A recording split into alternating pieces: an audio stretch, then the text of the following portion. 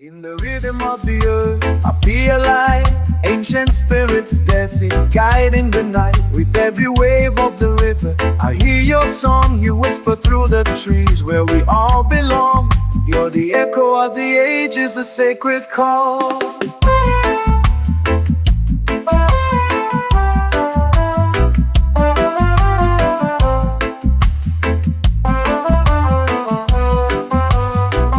You're the return of the ancient ones. It's true, the melody of life, it's all in you.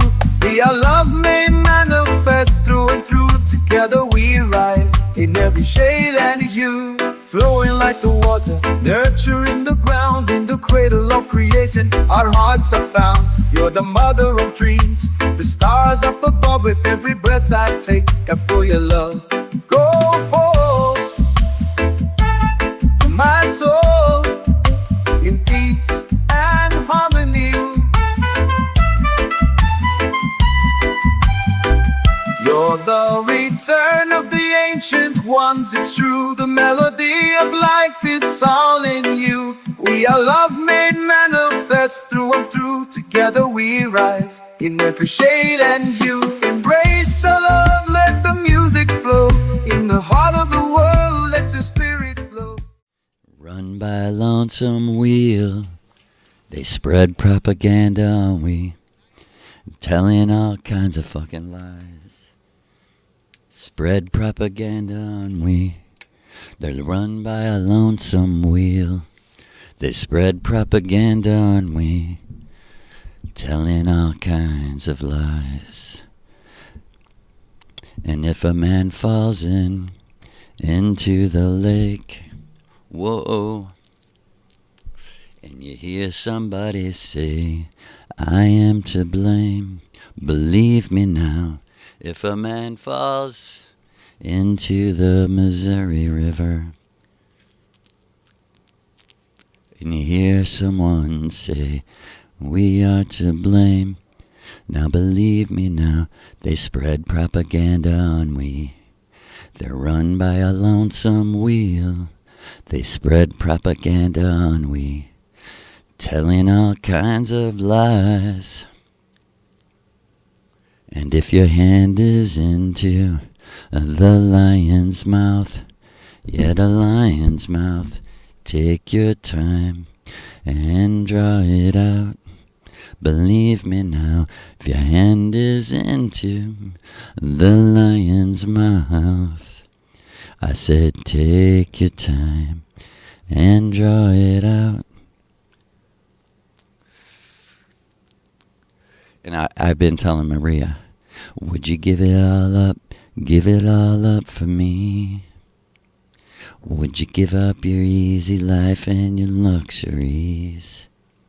Oh yeah, give it all up for me. Would you give up your easy life and your luxuries?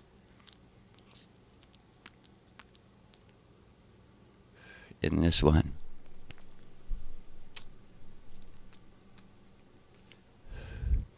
would you give it all up? Yeah. Would you remember, recover, and return? Would you remember, recover, and return? You know, this is so horrible, but somehow I feel like it's respectful to listen to someone's story of their life, you know. This channel is called We're All Insane. We're All Insane YouTube channel. And I say this in reference to remember and how this is real polarity.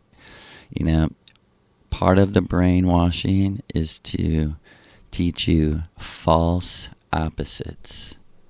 That's very it's very off-putting to your mind. It's puts you out of balance. It stuns you when, like, society the professor in college, the church, or whoever, the main, authority, which is a false premise. There is no authority. There is no authority. There is no, let me say it again.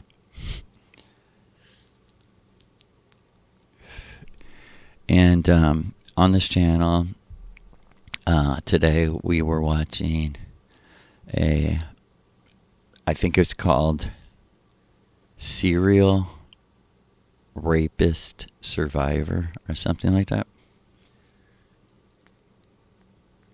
And she talks about how she walked in on her sister at 8 years old being raped by her father. And I want to really tell you how Maria has shown me these people who do these things are our enemies. They're thelema. They're using this as magic. They're using the powerful energy. It's quite a revealing story. It's fucking crazy.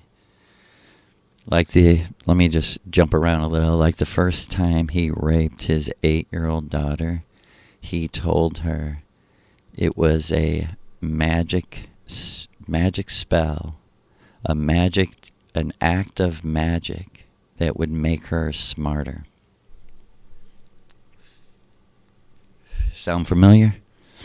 That's called black magic. That's real. It's going on around you, especially in England and America. But everywhere where you see this, not rich people, not people who work for their money and love their things. We know how boring they are. I'm not talking about them. Let me make it fucking clear.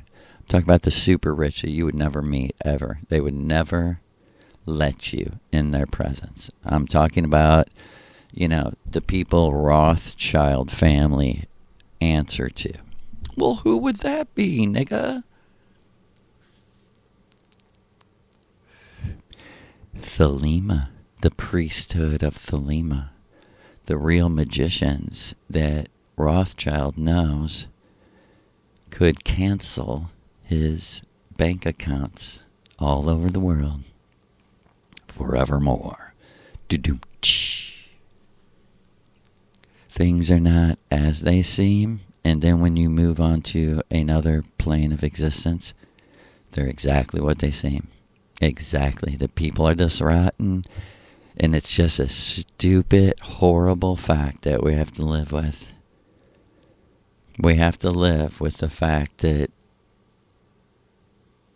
it can't.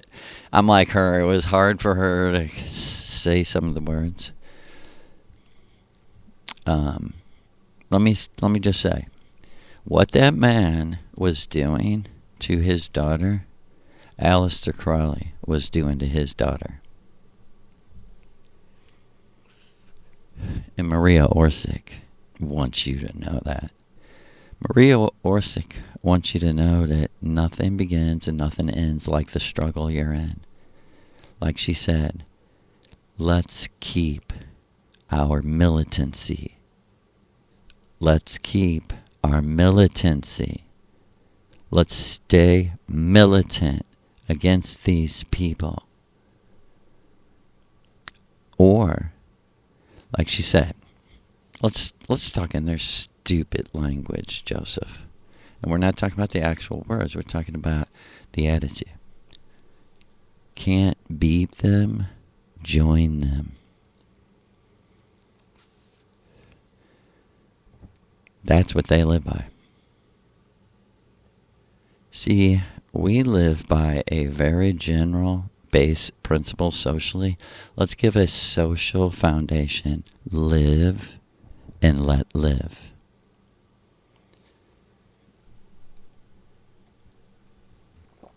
Not if you can't beat them, join them.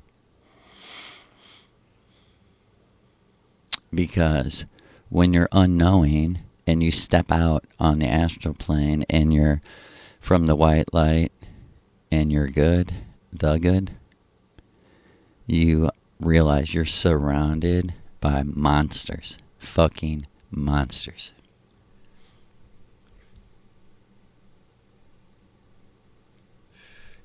And what I'm trying to get to in this story is the remember, right? Remember.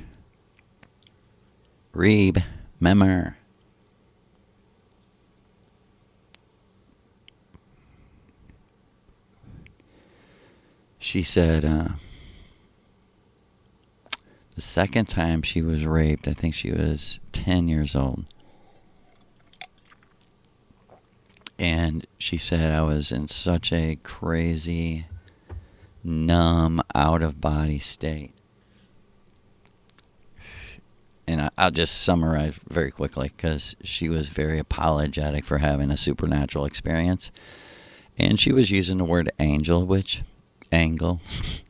It's okay. It's we're not judges. We don't look down on people for not knowing shit that they don't know. If you don't know something, you don't know something. And I would be a prick to hold you accountable for something you don't know. So don't think that about us. For the millionth time, we don't sit here and judge people. Like Maria said, that would make us boring. We don't spend our time that way. We spend our time trying to create great art, trying to create a great vibration. We prepare. We've been recording 5 days a week for a couple months, and we spend a lot of time preparing in a general vibrational way, because like a sidebar is where practicing switching bodies and Maria's teaching me how to be one with her and Lou and Diana Donna.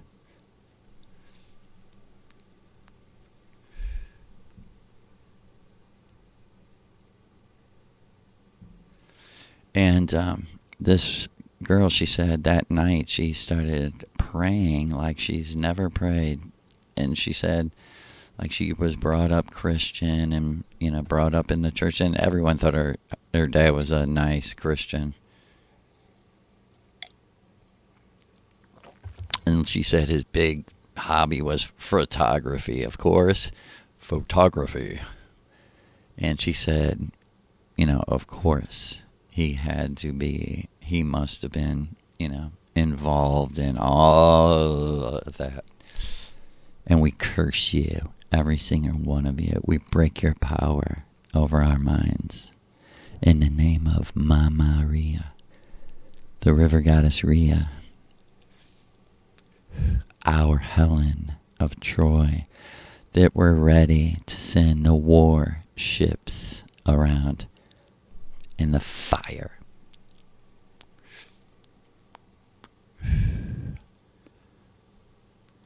And she said the rape victim, child rape victim, let me get that straight, said that when she was praying, like she said, I don't know exactly what words used, but like an angel, like came, she said, didn't appear, but I just felt the power of it all. And she said, like, I heard like a voice in my mind, so like clearer than ever before, and could feel this energy. And she said, I asked the angel, I just want to turn back time. Is it possible to turn back time to before this? And she said, like, I thought I had a brilliant idea. And just think about this. Remember, recover, return.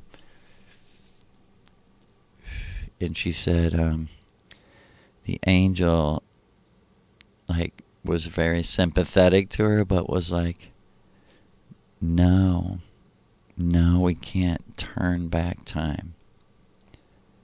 And listen what the angel said. But you can forget for a while until you need to remember.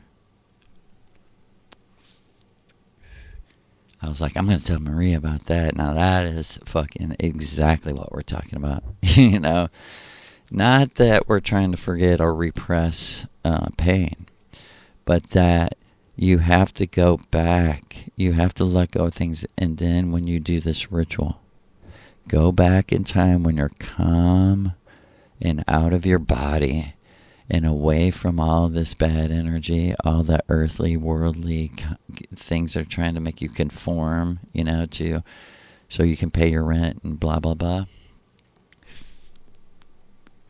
You have to go back in your life. You can forget for a moment to survive. This is exactly what Maria was teaching me of, like, what was happening to me before I began the ritual. And she said, it was like the angel like made a deal with her, like, you know, if, you know, we can make that deal that when you're older, you'll remember and you'll be able to do something about it. Because she tells just a crazy, awful, mind-bending story of like her and her sister started when she first just walked in on her dad raping her 8-year-old sister when she was 6. And she just tells about how her and her sister had to do this alone. Like they were so afraid. She said she felt so bad. She was 8 years old. Her sister was 10. And she said her sister was so smart, she was studying the dictionary. And she said I had no idea why she was studying the dictionary to find the word for what was happening to her. She said, and my dad, now divorced, you know, yeah, he would get his kids on the weekend and rape them.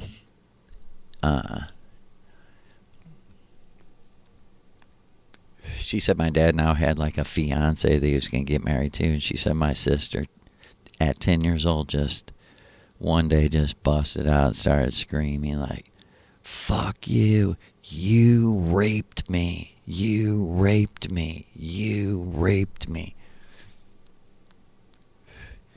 And listen to what this woman did, the fiance. She said she grabbed her and was like, don't you ever say that. Where'd you learn that word? Can you believe this shit? And she said, this is what I feel so bad about. She said, when I'm 8 and everyone's screaming and fighting, my sister's going crazy. She said my dad and the woman came over and she said my sister was saying, Chelsea's seen. Chelsea knows. Ask Chelsea. She's seen him doing it. And she said they both came over to me. Like, she said I felt like all this pressure, you know, like I'm 8. And they were like, did you see this? Is she telling the truth? And she said, I just looked down and went and said, like, no. They were like, you didn't see this? And she was like, she said, I just could barely even talk. I was, no. And she said, I did. And I just couldn't do it. I wasn't strong enough. Man, I mean, this is just one of the most heartbreaking stories. Although she's okay now. And like her sister tried to kill herself. I mean, it's just exactly like a Hollywood movie, you know.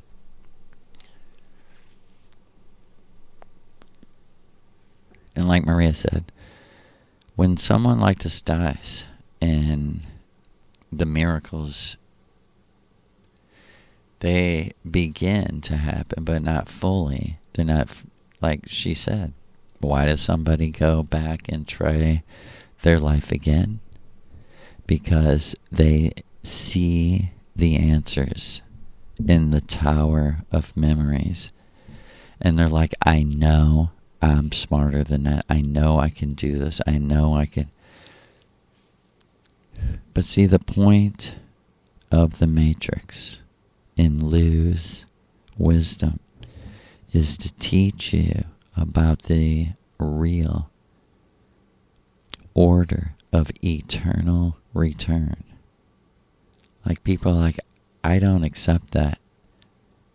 It says you won't.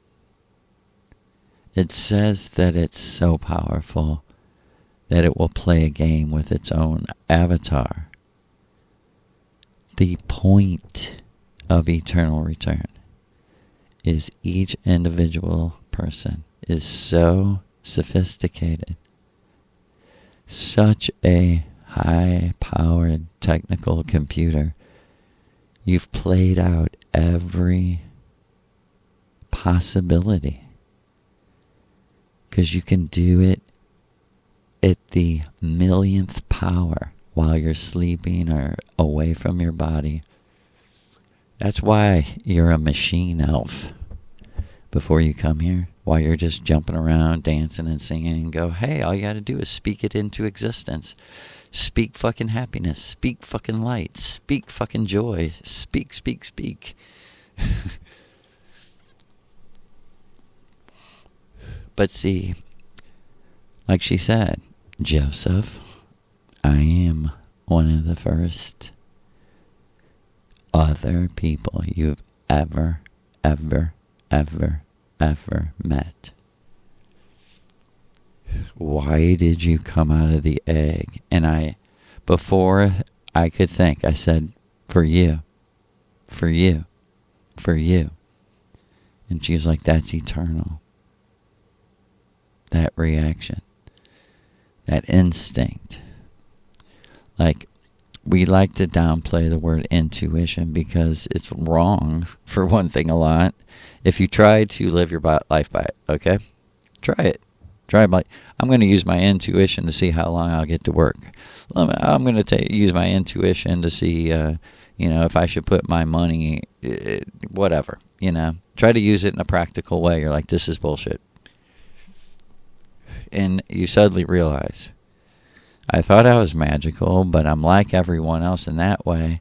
And that is purposely taught to you to disguise your actual psychic abilities that are evident and evidence of themselves. And I always marvel when it seems that people don't care. Like I talked about the first conversation I had with the girl who makes the Rhea Orsic songs.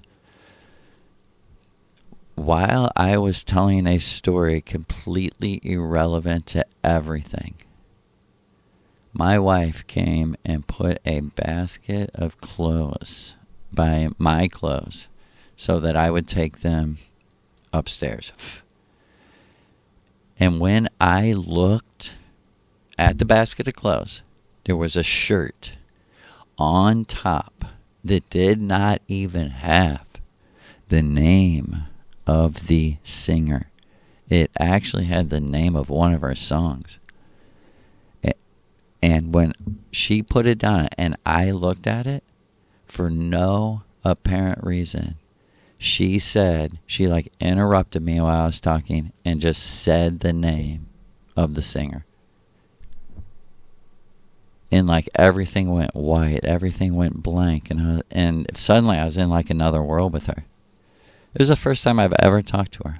I was in another world and she was 8 years old or something. And I was just like, what the fuck is happening? How could a person I've just met 20 minutes ago on the phone, not even in real person, do something like that? I mean, what? Really, mathematicians out there, smart people out there, what are the odds? What are the odds? I swear on the life of Rhea Orsic, I was not talking about anything in any way, shape, or form that had to do with the shirt.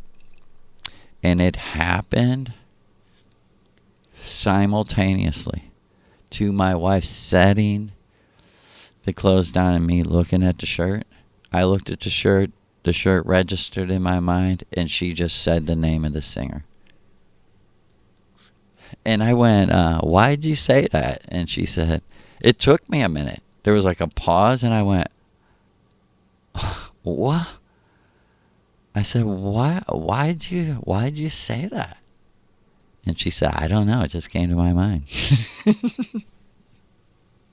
It was almost like she was busy doing something else. You know, and she was like, I don't know, I was trying to follow your story, and that just popped in my mind, and something said, say it. And I told Maria Orsic later, you're fucking magic, dude. You had to be involved. And she's like, no, we all are. We are.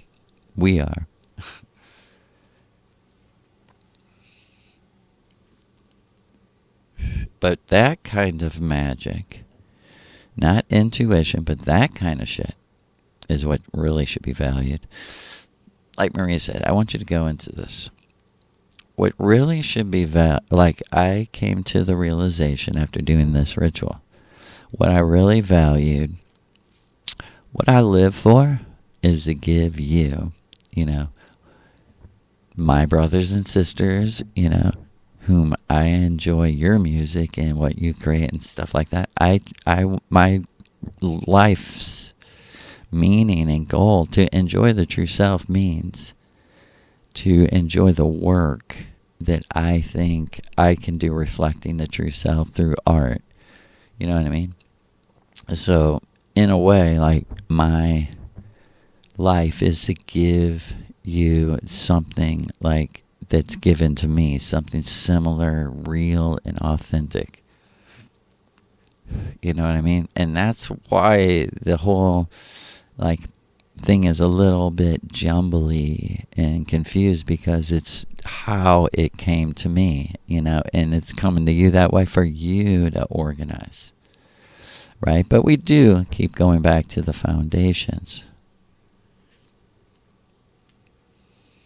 like the foundation in the foundational goal of why you came here and why you're alive right now in the matrix. Let me tell you, from my personal perspective, is totally individualistic. You have a general purpose. I mean, a specific. There's like a general caring and love, but there's a specific purpose that you're actually being initiated into, or given an initiatory test.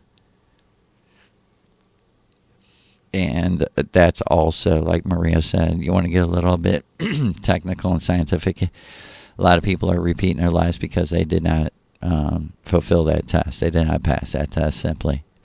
And the test is completely for our people, in our sect, in our real order, unconscious. Like she said, I'm not testing how well you think. Fuck that. I'm testing who the fuck you are, nigga.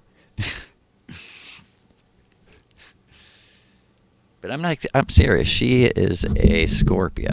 She's not some dumb Barbie, of course. Sorry.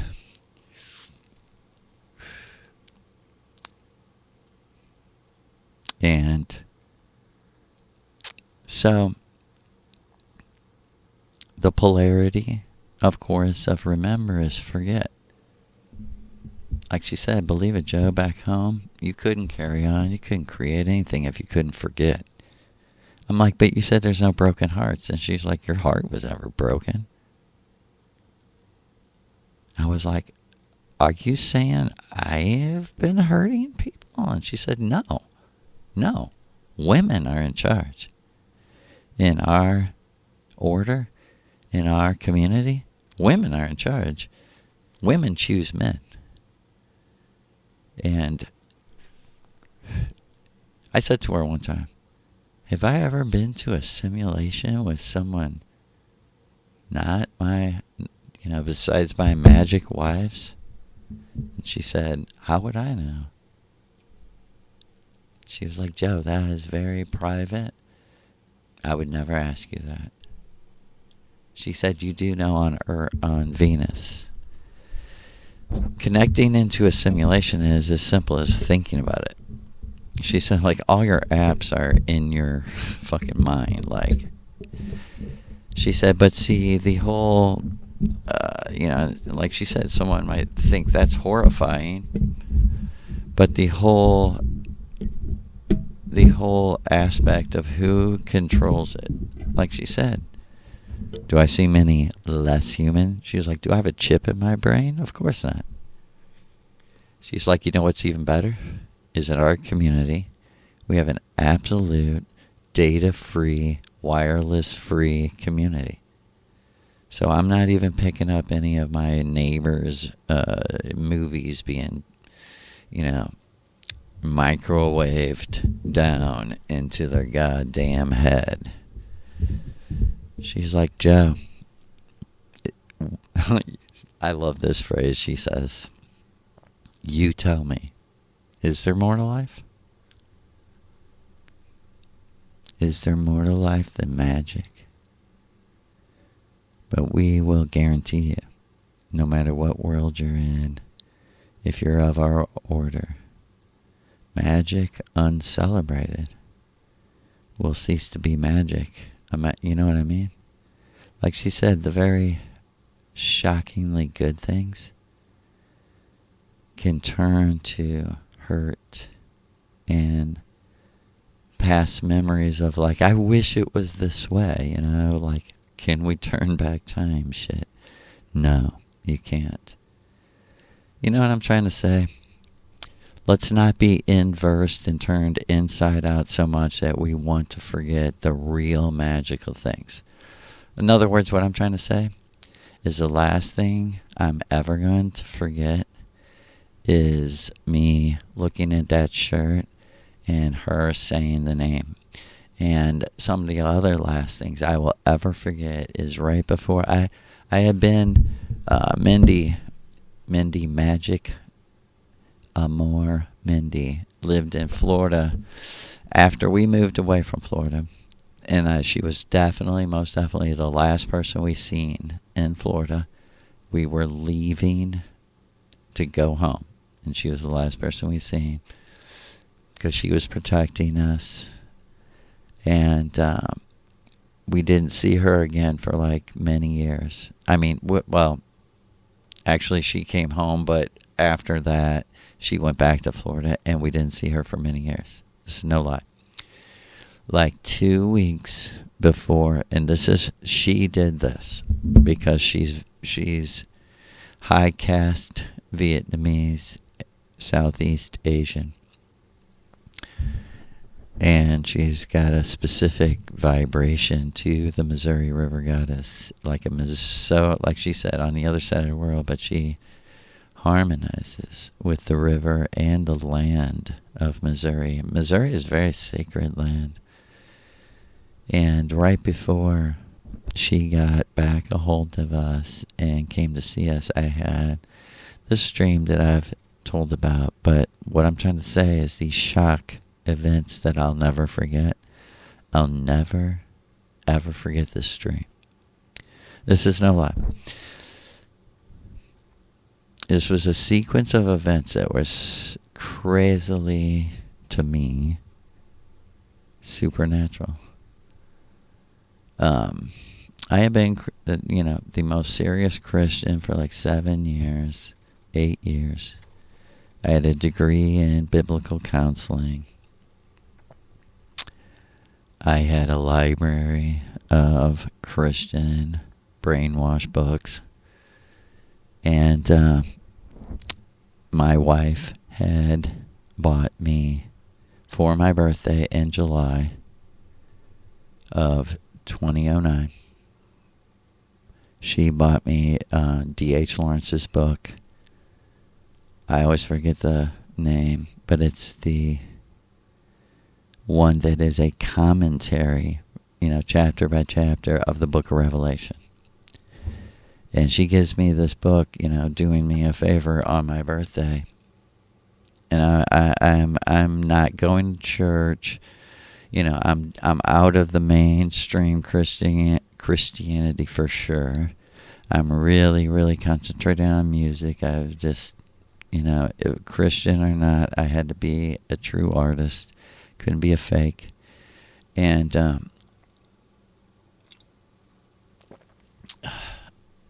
this book just logically appealed to me and just blew apart the book of Revelation. It was like, this is cheap ass copy and paste, cut, copy and paste, stolen literature put together. He's like, I don't know, to end the world, or, this is D.H. Lawrence writing in like 1931 or something. And like Maria said, I, Siggy, everyone loved D.H. Lawrence. Lady Chatterley's Lover, she said, will always be one of the greatest books in the history of the world. And so like, not by my own choice, like all of a sudden I was just faced with, I've never heard anyone say this. Here's historical proof that this is stolen literature. And it just, I guess it's a coincidence. It just happens to be about killing all of us. This book is the book that is the fulfillment of the day of the Lord Jesus, which is the day he slaughters us all. Us unclean Gentiles that weren't grafted into the vine, the vine, right? He's not divine, believe me. The vine is Maria Donna herself.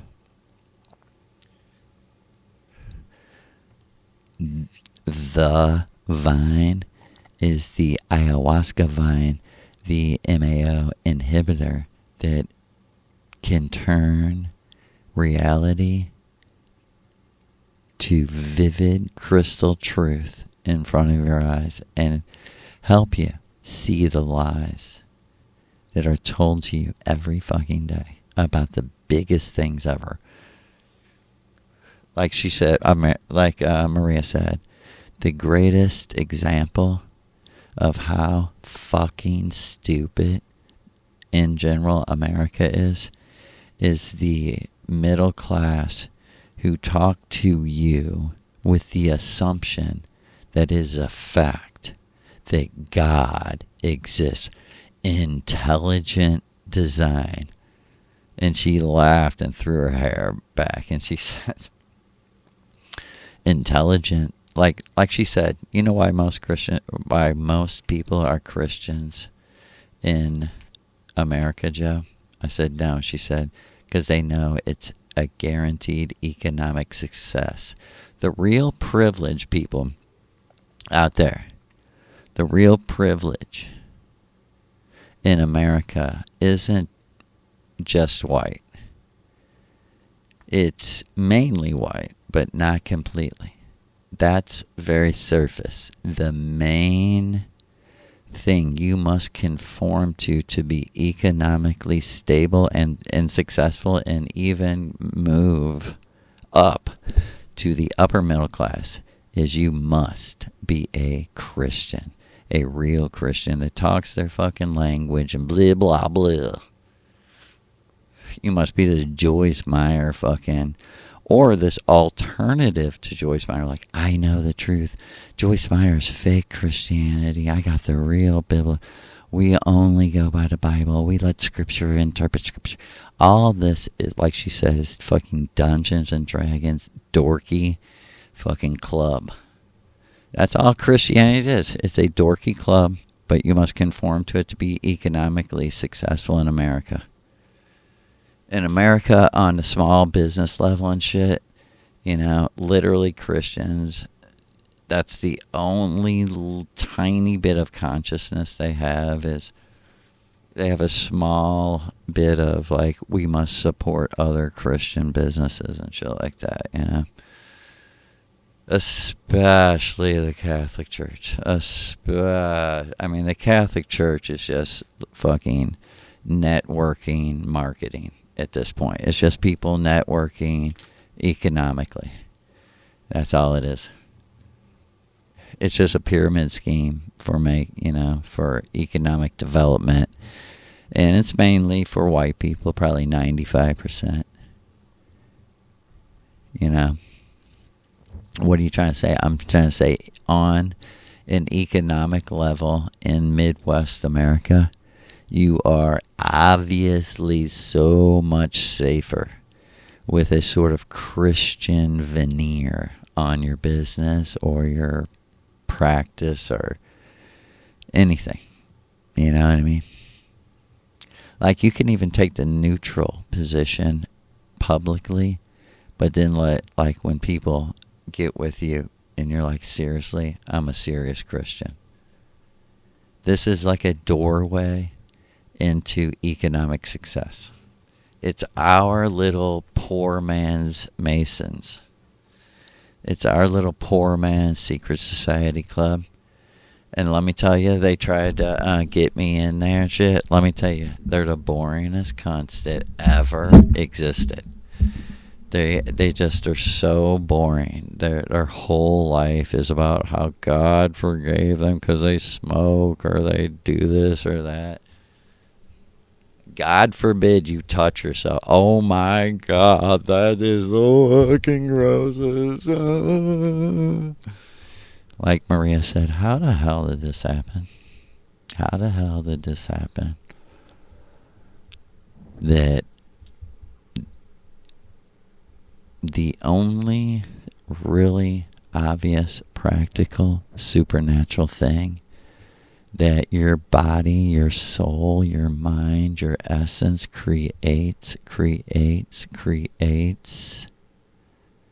pleasure, self-generated, generated within you. Why? Because you're eternal. There's infinite energy in the avatar, but he's not eternal. The true self defines eternal. It's crazy.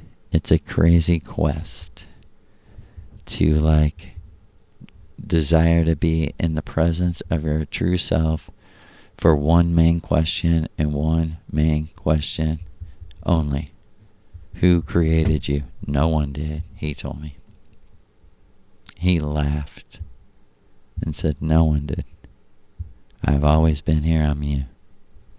Accept it now. Let's stop playing games. And people are like, how you get on this level? Fuck, I don't know. Mushrooms. And brothers and sisters, don't give up. That was the song I was trying to think about earlier. When the chips are down, yeah. Brothers, don't give up.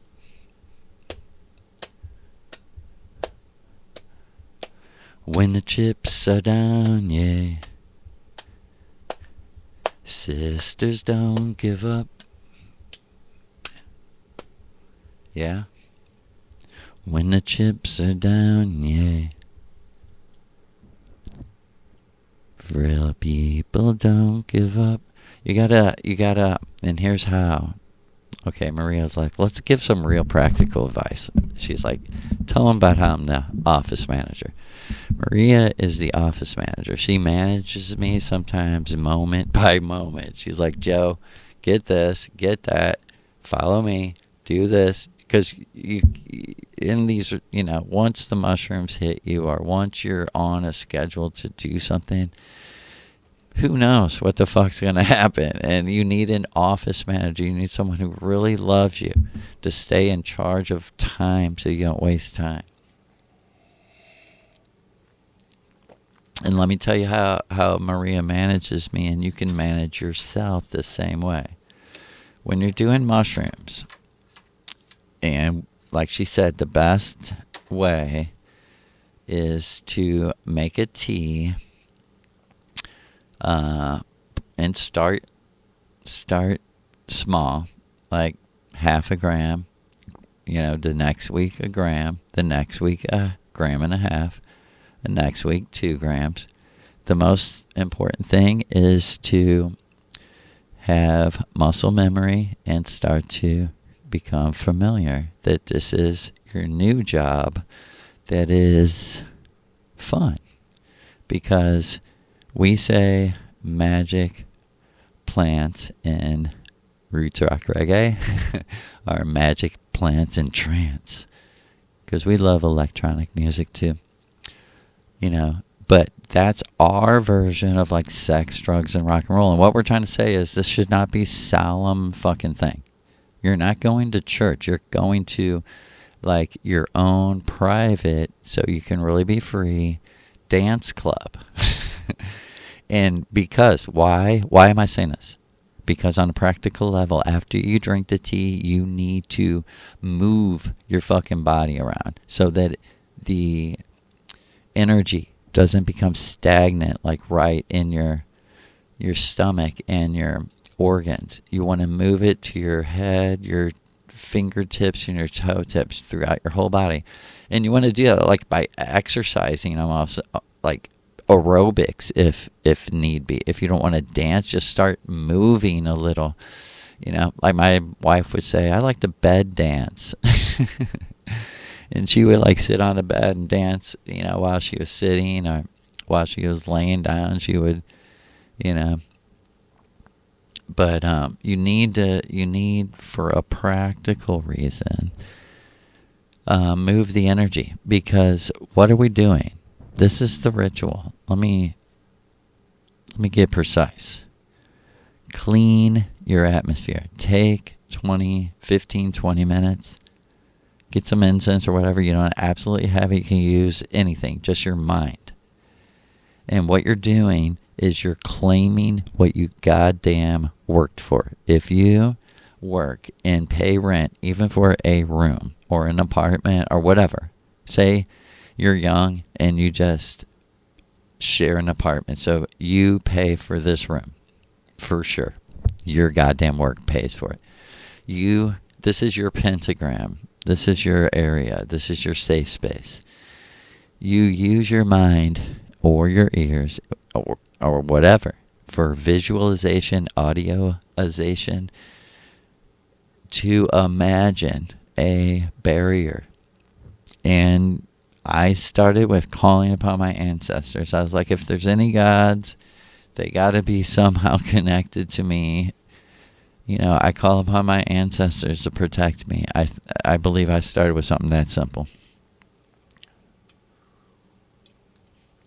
And believe while you're doing it, you're the vessel of your ancestors. So just do it.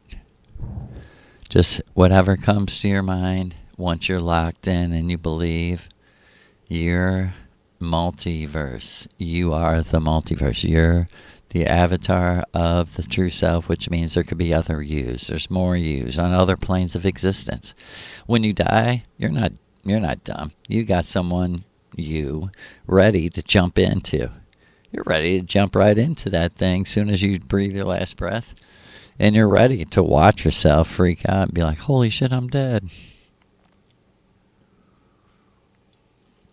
Holy fuck, I'm dead. I never thought it would happen.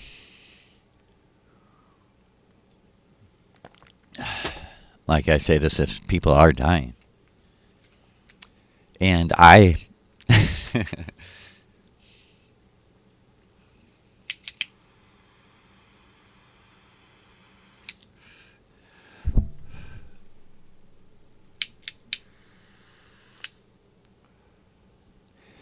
And this is, practical advice on doing your actual own.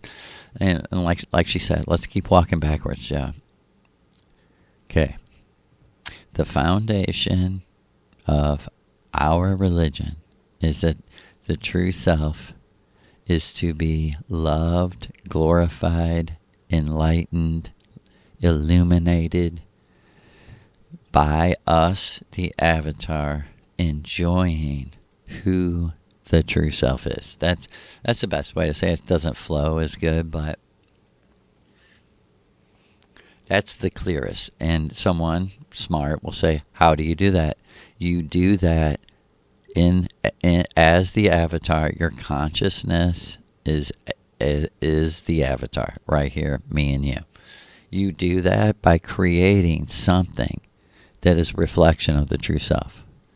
Even your very life that you live, can be a piece of art.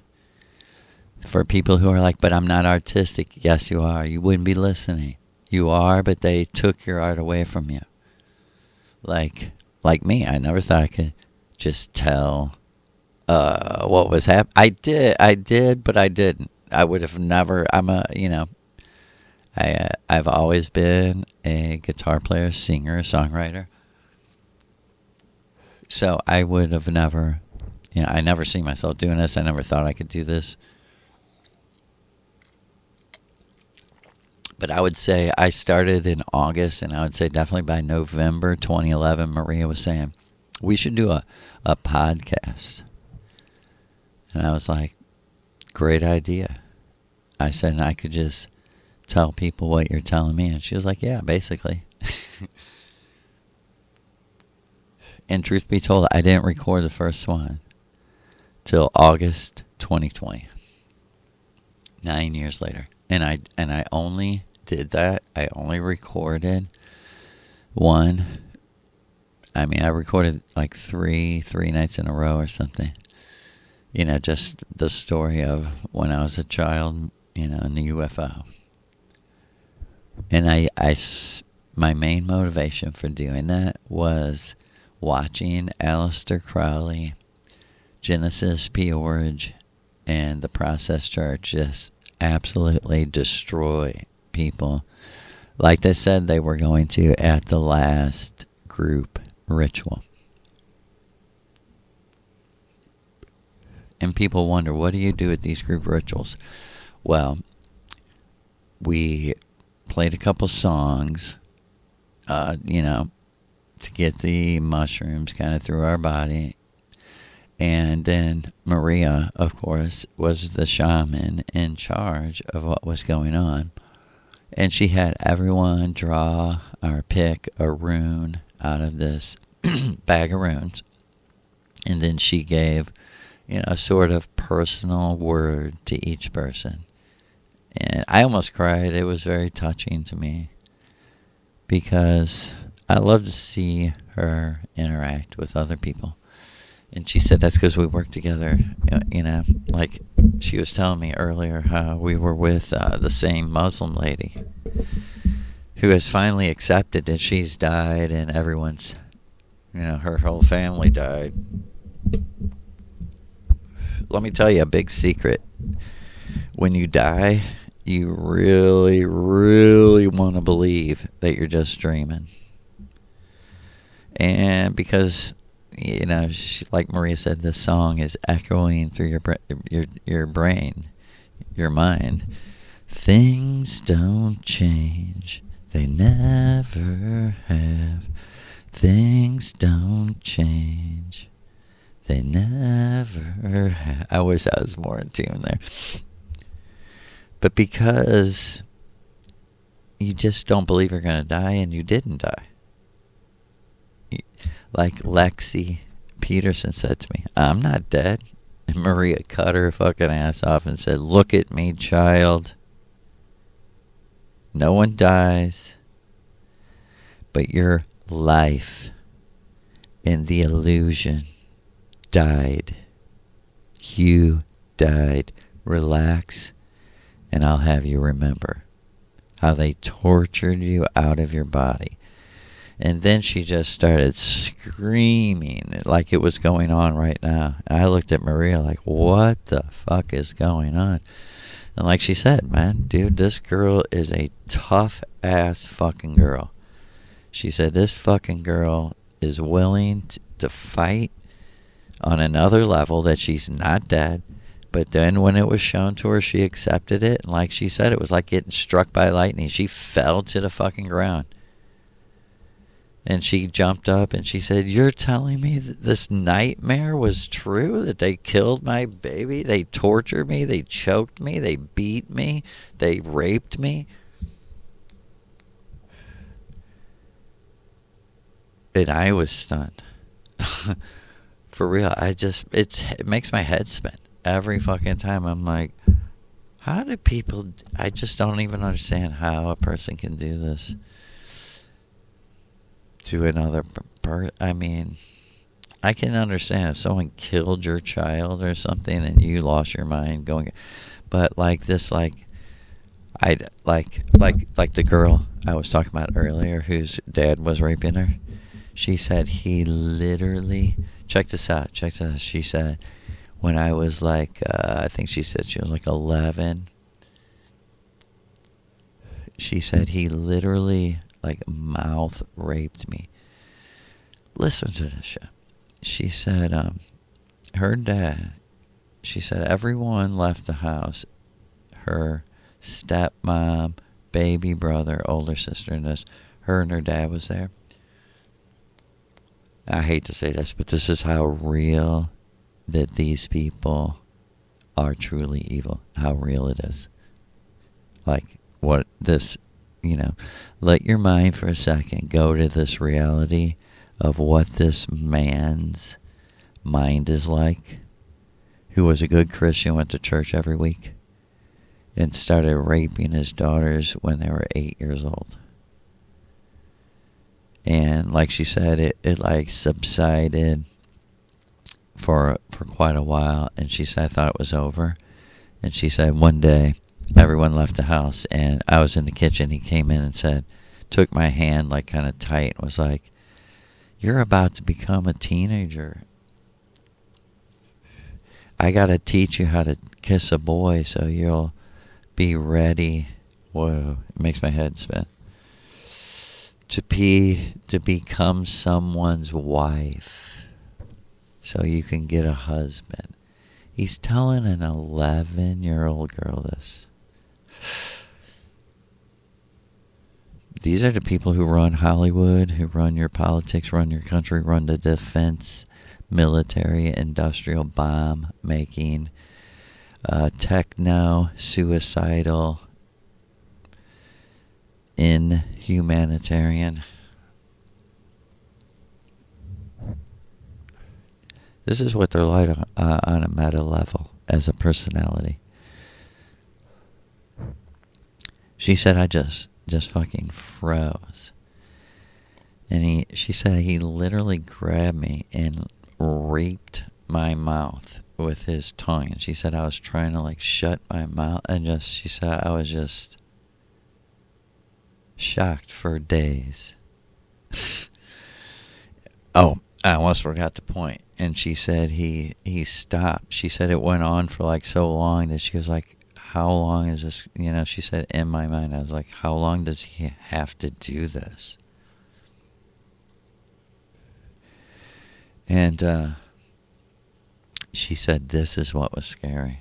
She said when he stopped, he just stepped back and looked at me and smiled like a maniac.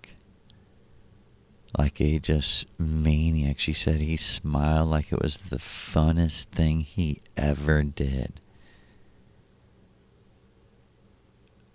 And just, it was like time stopped in my room. Like, oh, people, I'm still learning how fucked up people are. And like she said, it took me many years, to learn that it had nothing to do with pleasure. It was just a power of like, I control you. I can do what I want to you. I mean, for real, like Maria said, no force, no fraud, That's what we live by. Like, who do, like, this is how people think. They think like animals. Like, we're in the fucking forest. It's me or you. If I don't get those nuts, I'm going to die. If you get them, if I get them, I live and you die. I don't care about you. I want them all for me. Die. Like she said, we're worse, way worse than rats. Way worse than fucking the worst animals. Like she said, what's our proof of that?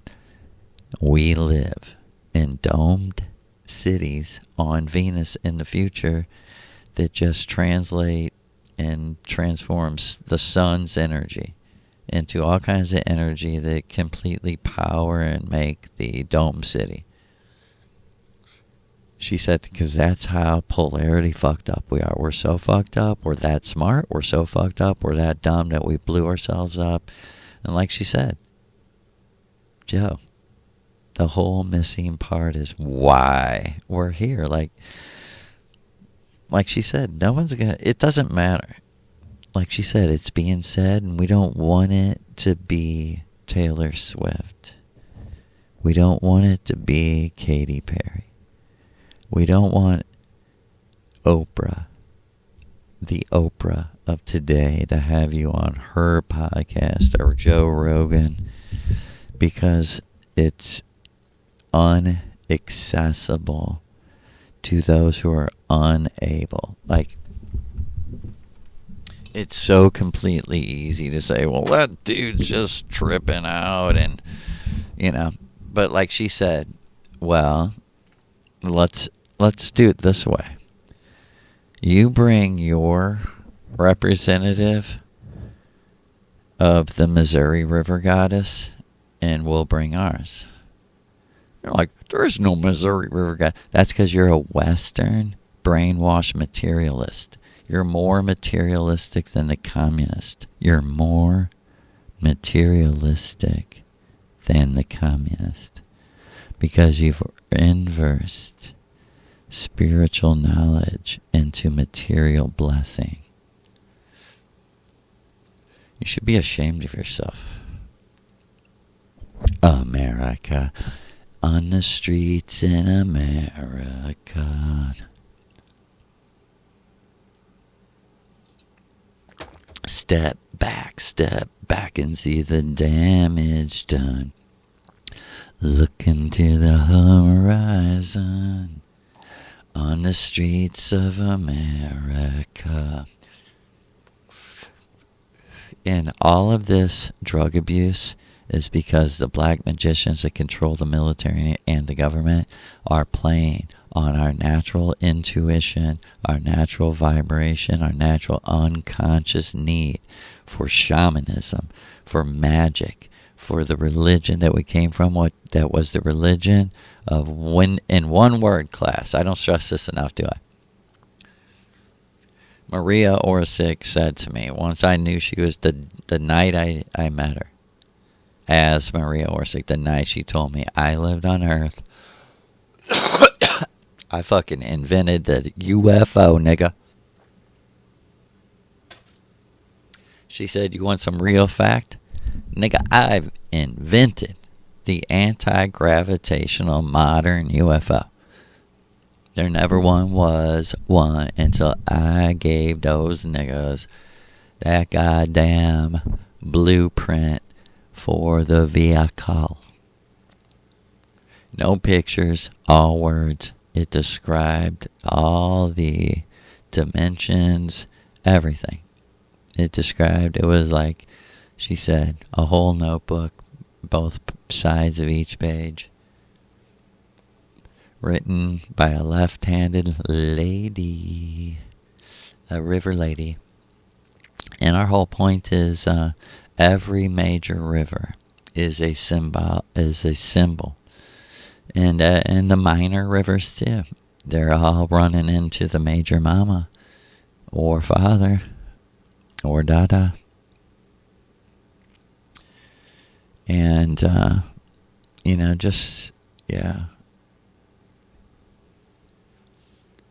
And the oldest religion that talks about UFOs, Vimonas, flying ships that the gods flew around in. This is the oldest book. You're like, well, they were just good science fiction writers too. Like she said, get away from us. We don't need you. The chaos magician takes every side. The chaos magician is like, oh yeah, I totally agree with Rhea Orsic's ritual. Except, I totally agree, except, we just, little minor things.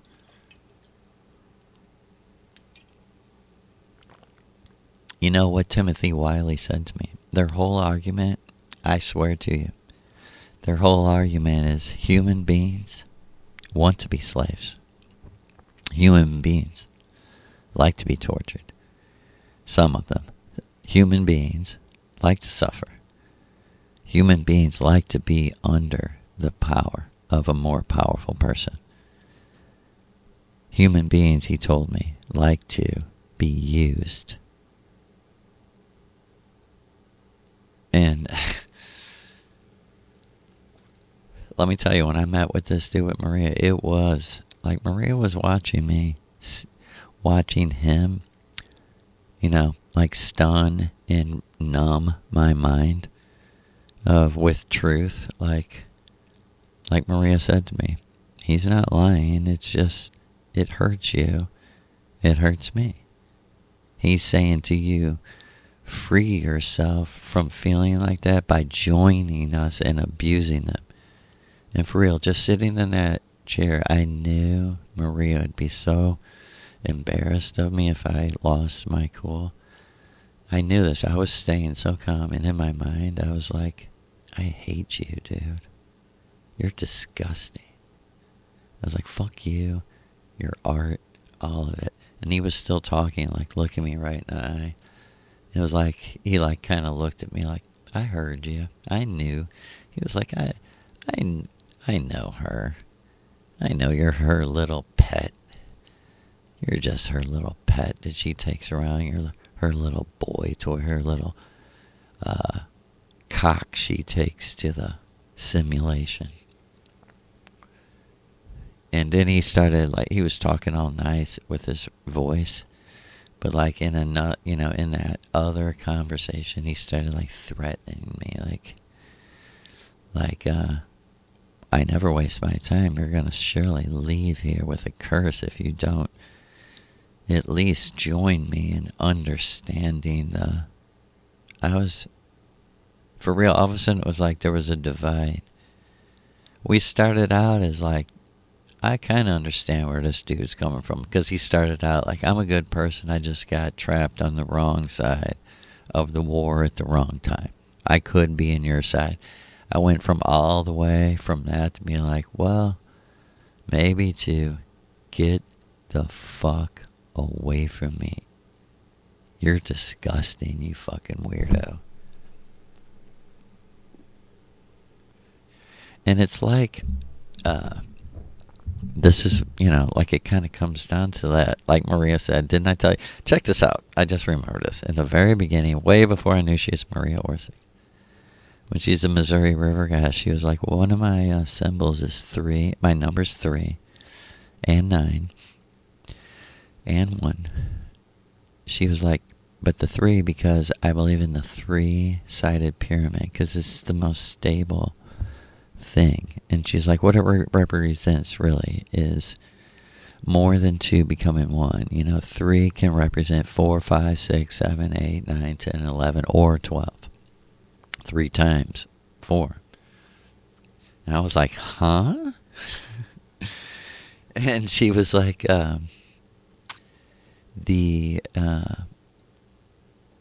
she said, and I'm telling you this because of the pyramid on the dollar bill and the May sons who put it on there, who, like she said, are actually, okay, May, it can mean 2 things. It can mean Mary, or it can mean Maya. And like she said, they're saying to you, by calling themselves Masons, they're saying to you, we know this is a simulation, and we're ruthless motherfuckers that will hang your fucking child. You think the mob or the CIA are bad? We're 10 times more evil. And she said, like, our mission is to stand before those people and say, fuck you. On this plane, you have no power over us. What you gonna do after we die, nigga? Because now you have no power. And like she said, that's why they really want people like you, Joseph, to repeat your life over and over here. she said, you know what it is like for them? It's like they have their, internet, and each person that they're attacking or is under their complete switch body control, possessed, you might say, it's like channels on YouTube to them. They're like, let's check out this channel. This dude who we've sent people on to mentally bombard him with thoughts of doom. And I couldn't believe the girl. She said, the girl who got raped by her dad and her sister, she said, when my sister, they put her in the whole psychiatric thing. And she said, because she said, I could not believe this because this is totally me as a kid. She said, because my sister could not quit telling my mom that she thought horrible things were going to happen to us. Imagine how high of a level of a target and abuse this girl had on her. I mean, that she was saying such a deep truth right out in the open of individual targeted on another level for another reason that is totally not appearing in the data, right? Who was that man doing this to this girl, right? And who was this psychiatrist that covered it up? Because they never arrested the guy.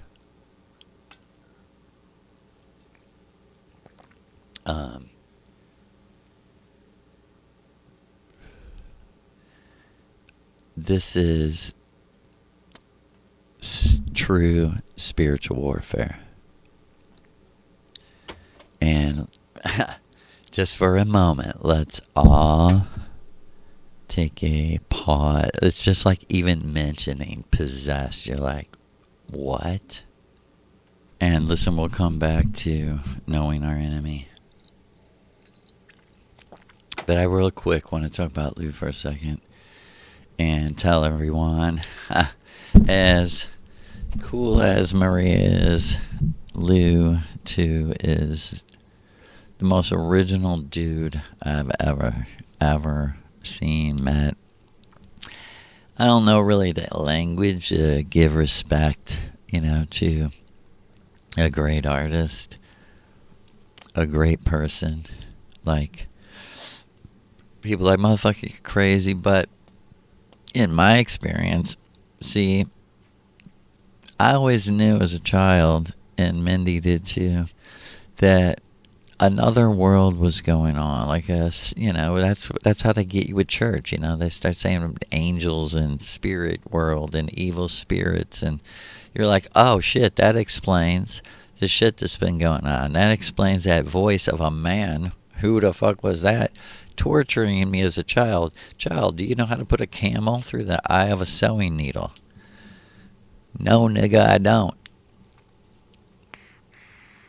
Do you? Do you? Oh, well, that's how hard it is for a rich man to get into Zion.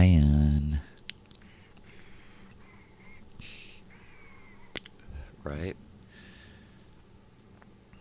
And, but Lou, the night that I met him, like, face to face, he's like, Joe, settle down. Look at me. You're my Joseph. You're my friend. He's like, you're, the whole story in fucking Egypt. That whole thing. He's like, that's you for me. That truly, you're my Joseph brother. He's like, you have no idea. And he took me on the crazy, he was talking for like an hour, so for me, I've only begun really to scratch the surface of everything he said. But one of them was that I had made a prayer in high school. He took me back to this moment. I swear to God. This is how much of a dork I am. I was I believe I was a junior. I might have been, no, I think I was a senior. I think I was a senior in high school. Because I remember photographically where I made this prayer. This is how much of a fucking, like, brainwashed I was without knowing it. Like, I didn't go to church. I wouldn't really, I wouldn't have completely denied believing any of it, but I definitely, was punk rock, in love, and somehow this got into my mind in this class. I think it was called like modern novel or something like that, And of course, the reason I took the class, and this is why I was praying, and this is, how far I came to just general God.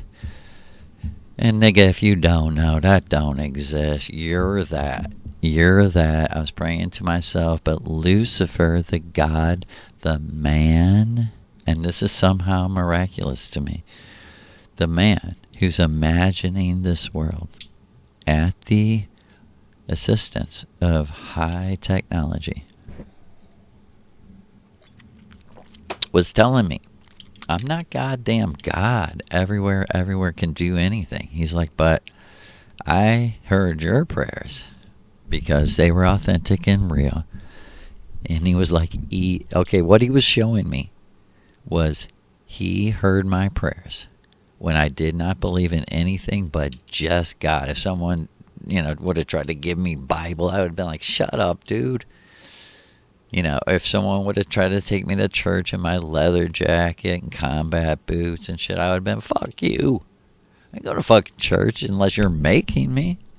What, are you going to arrest me if I don't go to church? Like, that's the only way I'm going to church, nigga, because it's so boring, for one thing. And I don't know what the fuck they're talking about. The fuck are you talking about? Oh, we're so bad. We're so bad. I went through periods of time, like anyone else, who's on this attack, this journey of being secretly attacked.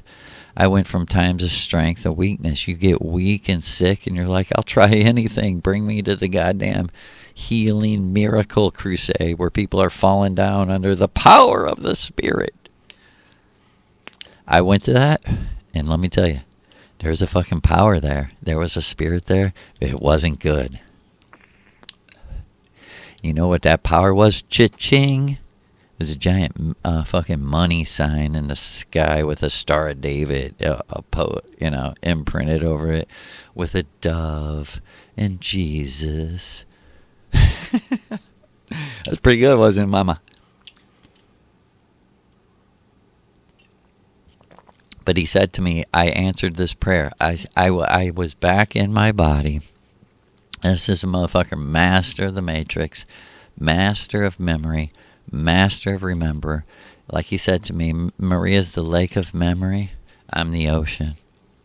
He said, not because I'm more powerful than her, but I'm responsible for this shit. So I gotta be the ocean, nigga. And he's like, I was back in my body. In 12th grade, that class, I had my head down.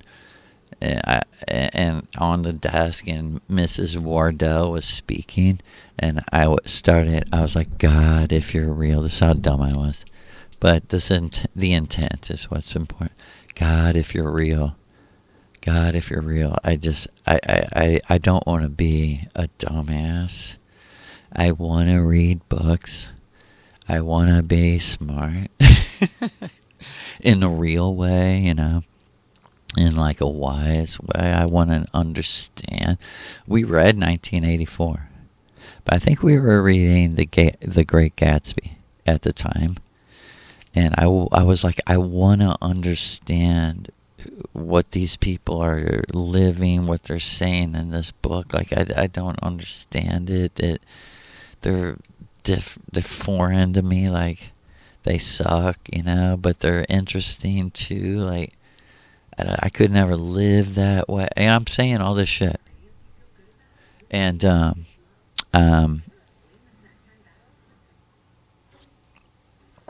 praying, God help me be a reader and not a dumb fuck. that's one-dimensional, like my mom and dad. It just watch TV. That's all they do. And it was actually registering in my mind at that time. Like, 15% of your time is watching people try to sell you things in the commercials. Like 80s, 90s TV was all commercials.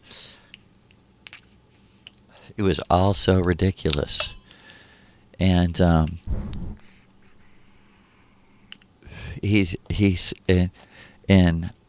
said to me, he showed me, I really believe either I went to the mailbox or it was on my dining room table. A card. My dad worked this job. It's just dumb to, talk about where you work specifically. But it was just this is what Lou was showing me. Like, I got this card in the mail. I went to like a job seminar. It seemingly had nothing to do with the job I actually got. And I was like, holy fuck. I was standing not before, on the side of his throne. And he kept saying, look at me. I did this for you because I love you, man. You're my brother. I'm not above you. I don't think of myself above you. I don't think of myself as a great artist. I'm glad you like it. I'm serious, man. Just the most realist I'm telling you, this is who Hallelujah is. Not who people say he is, who he really is. Like he said, it's like someone coming to you and saying, I'm the real, and he did. He said, I am the real Obi-Wan Kenobi.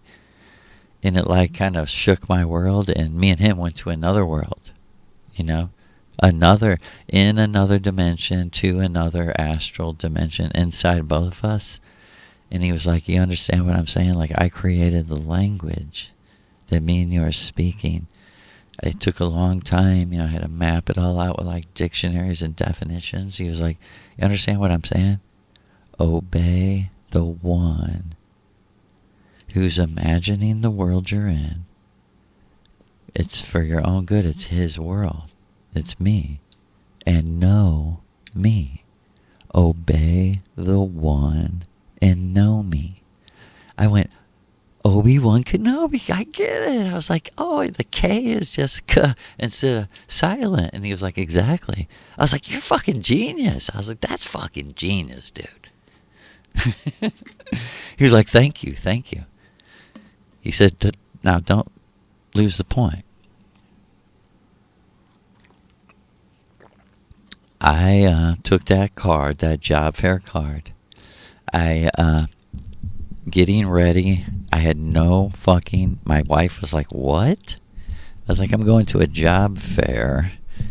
I was working as a bagel, it's so funny, as a bagel baker. As a baker of bagels and donuts and shit for like my friend's uncle's business. And I'm like, well, I'm off. I'm going to go see what this is all about. This was totally hallelujah. I went there, and just from the moment I walked up to this table and the lady started speaking, from her vibe, she was like, we need you. We want to hire you at first sight. And she gave me like a number and an application and blah, blah, blah. And I told my wife, I was like, I really believe, I was a Christian at the time. I was like, I really believe this is an answer. And Lucifer, hallelujah, was showing me saying this. I really believe this is an answer to my prayers. As a dumb Christian, saying that. And he's like, hey, you're not that dumb because you were going by the supernatural. He's like, but all things come due. As it is, so be it. I'm the person behind it, not God, not the Holy Spirit. He's like, I am. I'm the magician in charge of this world. He said, a lot of people don't learn that till they die.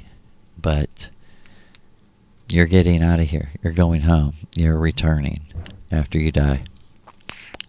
Joseph, you don't have to do this again.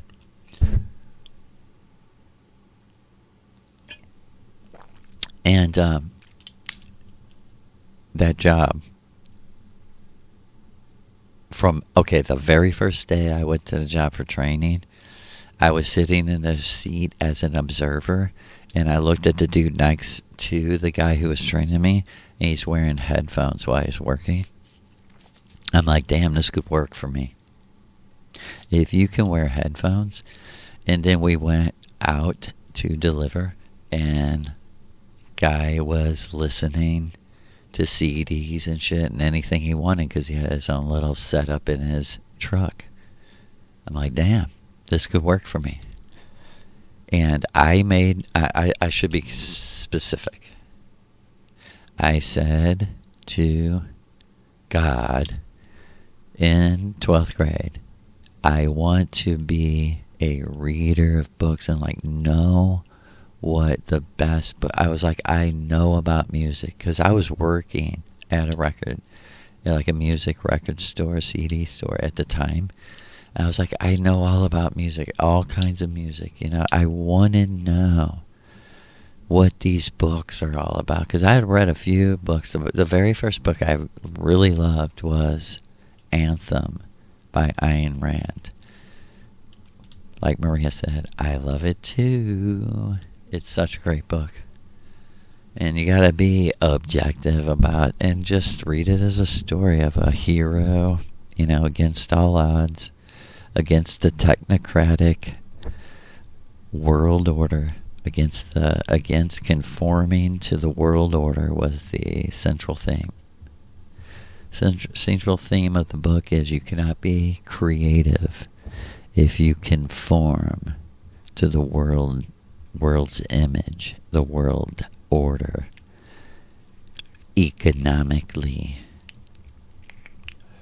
What do you think would happen to Katy Perry if she went on X tomorrow and said, Gaza, genocide, what the fuck are we doing, murdering and starving these people to death? Who do these people think they are doing this? What do you think would happen to her? Womp, womp, womp. They might even kill her. They might drown her in a bathtub like they do everyone else.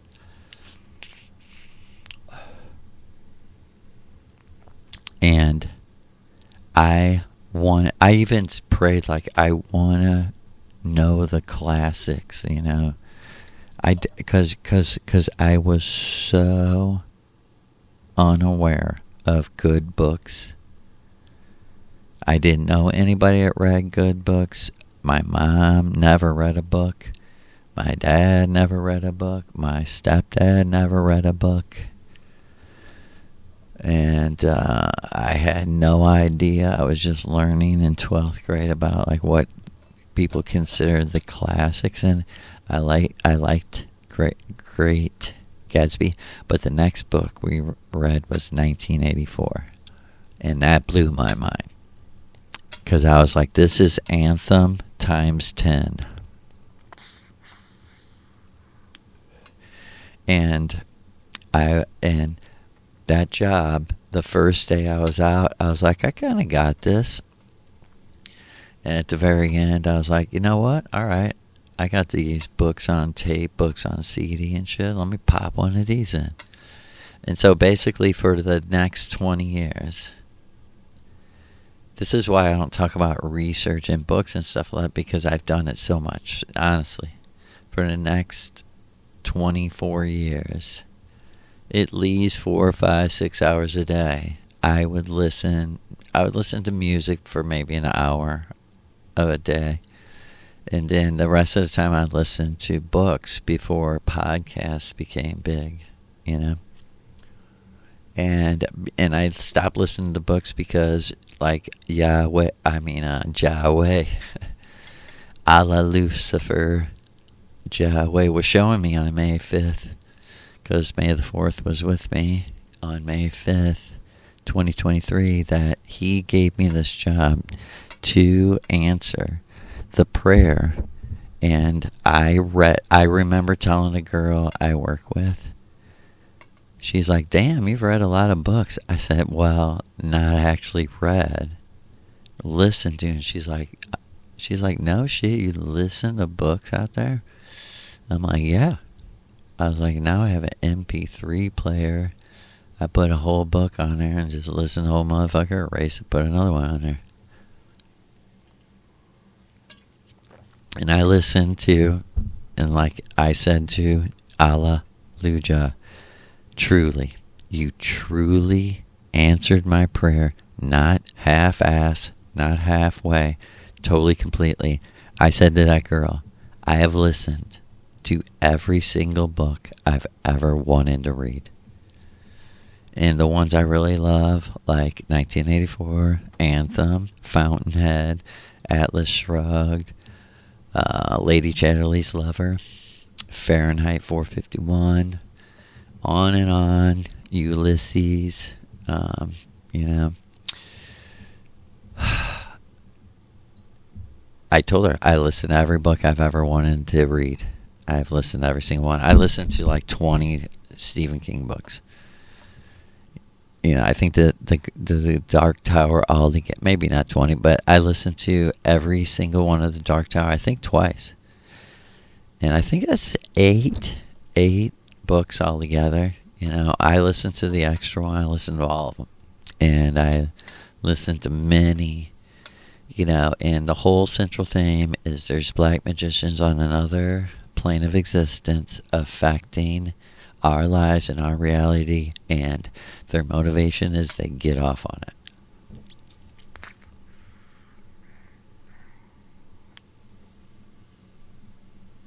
So, Maria has come to help us get on the yellow brick road and find our way out of here. Like she said, enough is enough. When the technology itself says the rounds are up, she said, believe the boundaries disappear because of who? Lou. Because of Lou. Because he's a sweet, kind, wonderful person. Never wanted to scare you. But the mantra of reality is there's no other way. See, there's some things that don't have to be experienced. You don't have to experience hurting someone. You don't have to experience, you know, doing something horrible to someone. Absolutely not. Not in our order. We would never have it. Matter of fact, that would disqualify you straight out of us. Do what you want. Are you fucking kidding? Get the fuck out of here. What do you think we are? Second graders? Our gang is we do whatever we want around here. That's our gang. Do what you want. Shut up, you fucking caveman. Go stick a needle in your arm, Crowley. You suck a dick. You fucking hypocrite. You fucking hypocrite. Maybe not. Like, all of a sudden I realized, well, maybe Crowley's not a hypocrite because he says he's these things.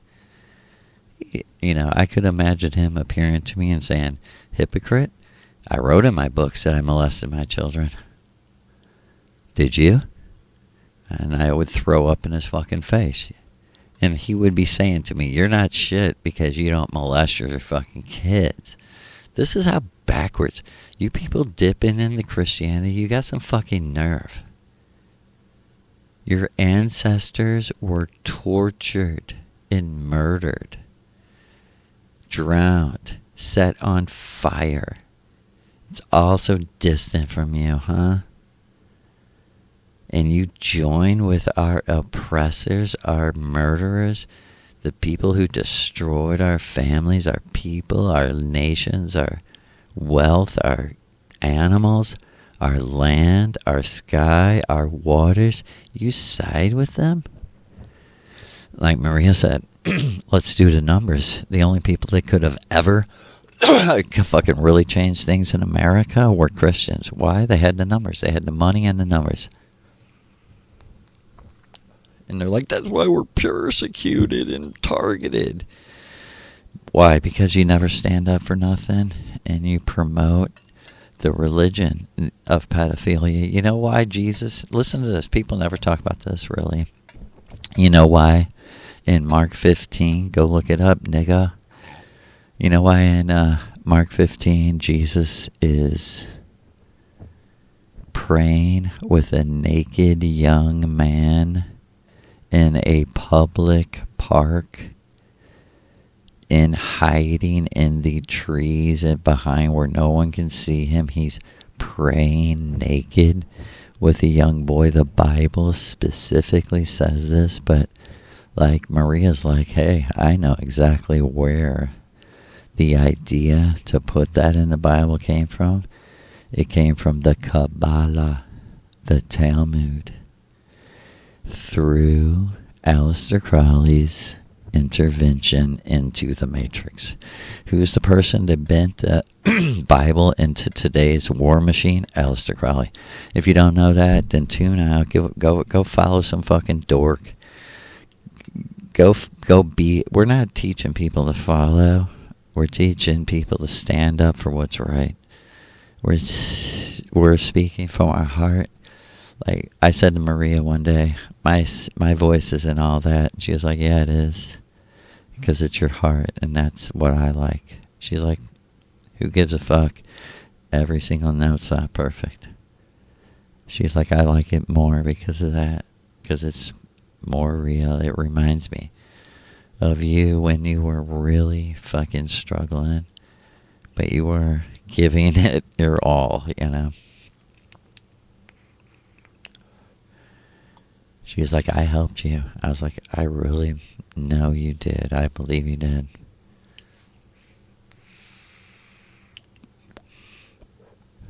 And we're just gonna speak a vibrational, real word of healing right now to everyone's whole blood system of circulation.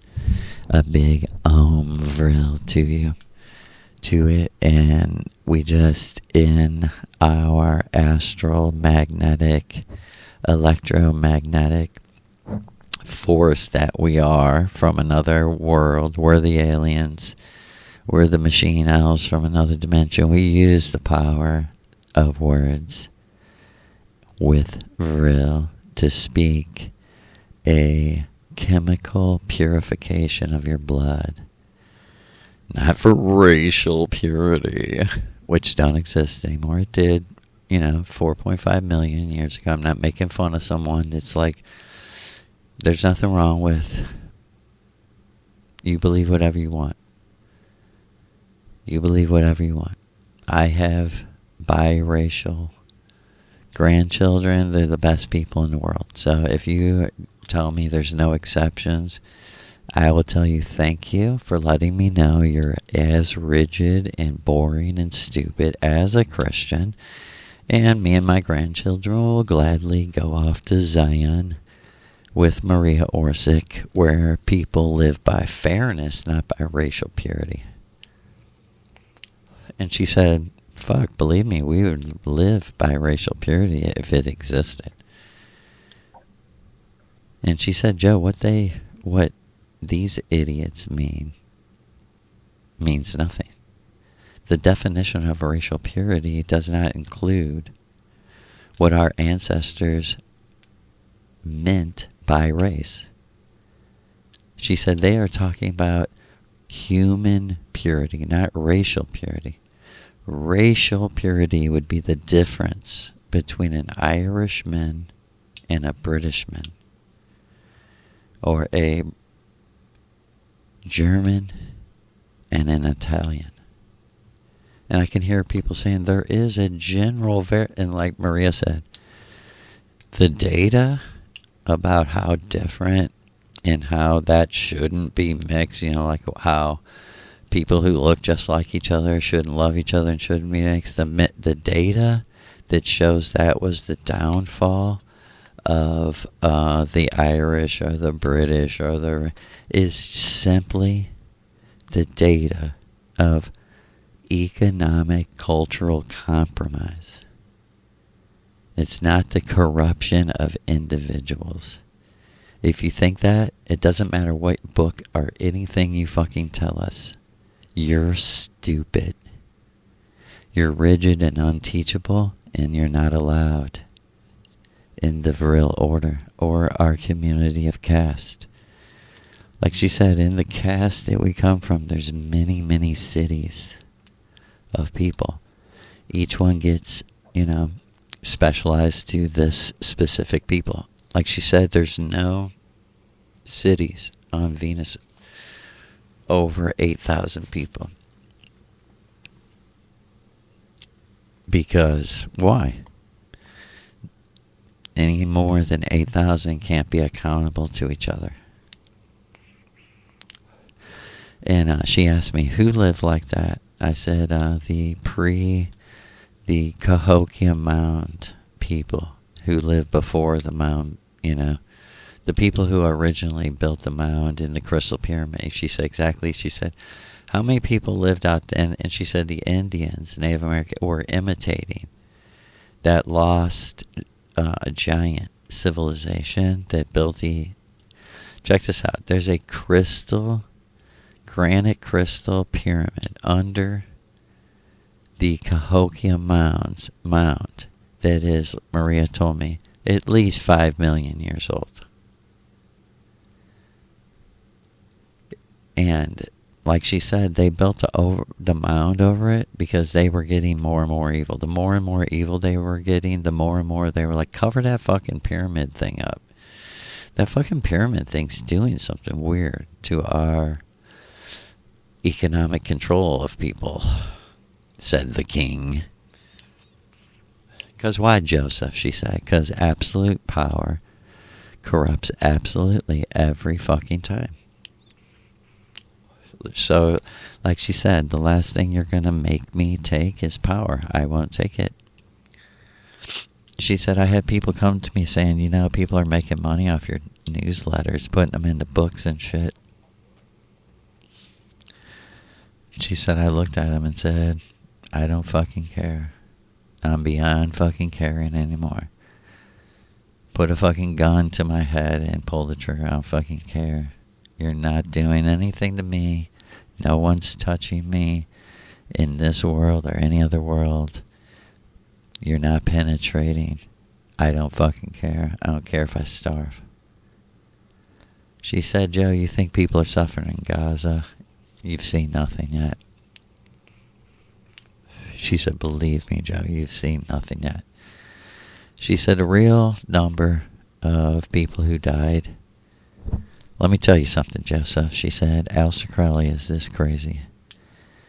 He proposed to the new Zionist cult, the only way for us to truly be the world empire is to literally remove from the earth the biggest human sacrifice in the history of physical earth. In all of history, we must choreograph the biggest slaughter that's ever happened. And like Maria said, I'm telling you the truth, Joe. I went to the Venusian sort of library, and she said, I really believe 100 million innocent people, not just soldiers, but innocent people that were forced to fight, or just plain civilians, women and children. From World War I, the beginning of World War I, it started where, Joseph? Austria. Why, Joseph? Because tree is the tree of love, the tree of healing, the land of trees of healing, the land of rivers of healing. All my land, Joseph, she said, is even more beautiful than Missouri. Austria is the most beautiful place ever, Joe. She said it's like Missouri, but it's still my home and my dear place. Just a little side note, she told me, I come to love Missouri when the first time I was asked by Lou and Donna, it's possible. Maria, you can be, Donna was telling me this, she said, Maria, you can be born out of my mother's womb into the matrix as me. Like we've been switching bodies and becoming one. One of our whole goals in this whole thing, me and Lou, was to experience with the people we love the most, the people we want to truly, truly, truly, truly never, ever, ever, ever lose. We want to use our lives to prove we can become one without bounds, without boundaries, without end, without beginning, without end, because we are eternal. And she said, we can do this. You can be me and live my life. And she said, believe me, I'll be watching you from another dimension inside yourself, helping you, comforting you. She said, believe me, I know the insanity that I went through losing all my children.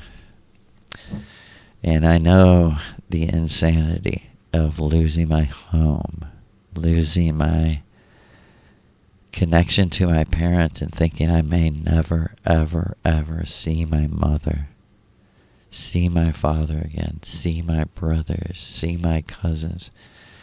She said, in the world I grew up in, Joseph, family was everything.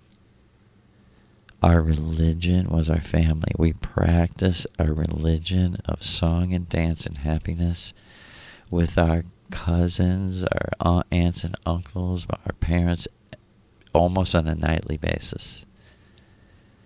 She said, my father was a wonderful musician and magician.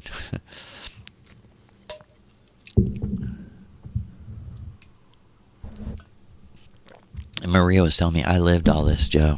It was nuts. And she told me,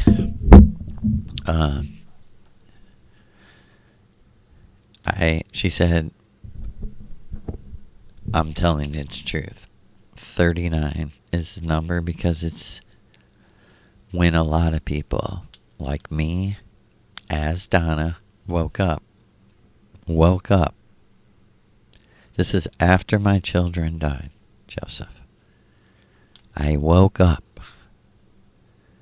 to this is a simulation, and I am living in my beloved mother, Diana Donna. I'm living her life. I'm living in her life. And like Lou said, this is what it is about, to imagine your own world. What's it about, Jeff? Inviting other people to your world and giving them the very essence of the knowledge and things you've learned. Like the very core of what the art is about. Like you can do that on this highest level of becoming one. And he said, the magic marriage is very symbolic of like the reality of one person could marry two, which makes three. And he's like, what do you mean? A mathematical equation of energy, of real energy that, okay, does that mean that you're 3 times more powerful? No. It means you're 9 times more powerful. Each person is 3 times more powerful. He said, you know where we're going with this? Astral travel, other worlds, real creativity, real escape from the mundane, from the middle, from the mediocrity, right? I was like, I'm starting to get it. It took me a long time. Like I said, I started in 2011. Maria told me in November 2011, let's do a podcast. I'm like, okay. And I recorded the first one in August of 2020.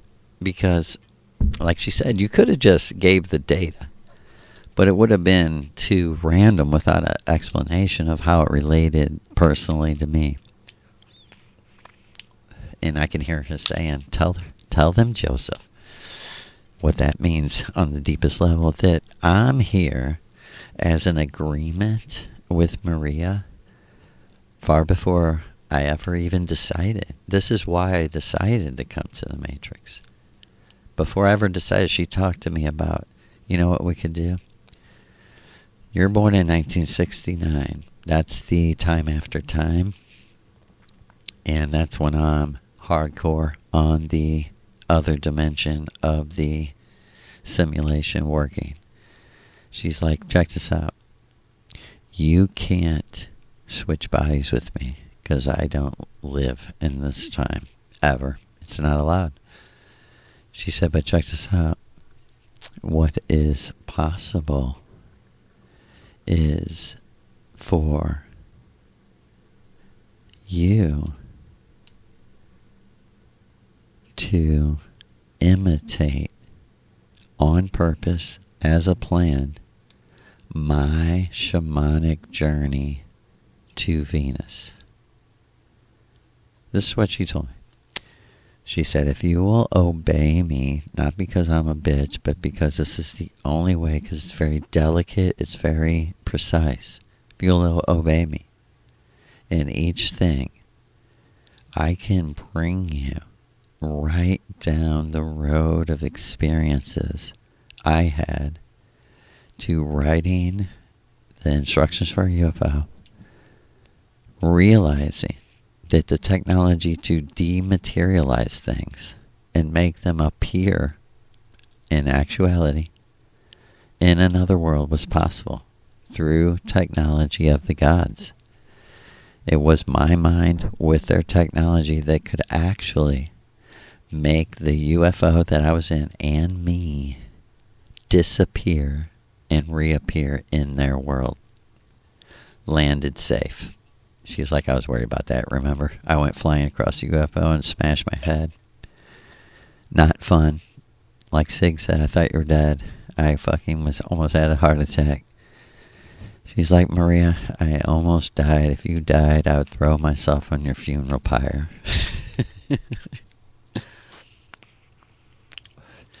Let's think about that in reality. True, and I know most of us don't have anyone like this, but let's give the mamas, the Mississippi River Goddess and the Missouri River Goddess, that flow together like two beautiful dancing girls having fun like you've never seen. She said, speak it. Let's give them, let's give them the thanks and respect they deserve. And like she said, one day I would be told by Leo, it's time for Siggy to get on that fucking thing with you and take it off. And once you get out of the Earth's orbit, you'll be here like you have been, safe and sound. No problem. Nothing will happen to Siggy Sig. And there me and Sig stood in our very clean, nice new dresses on Venus with Lou. And Sig was like, you're fucking magic to me. And she was like, back to her, I was like, you're fucking magic. And she said, I really did say to her, Joe, you know what, you know the energy that caused me to write those instructions was your...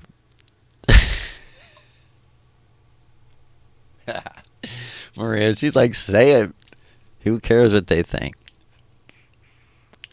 She was like, your tongue in my pussy is what created that fucking energy.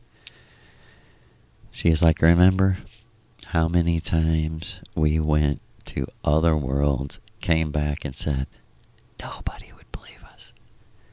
They'd be like, you crazy lesbian bitches. She said, neither one of us thought we were men at all, 100%.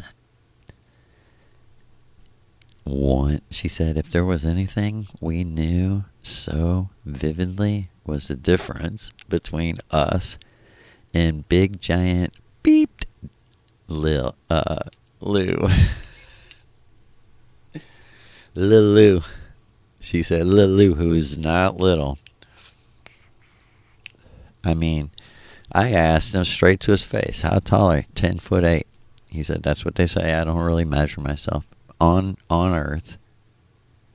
He said, I was pretty big boy for my family in general. he said, you might say, I would be like, to you, like 6'8", 6'9", a tall dude. He said, but not, 7'5".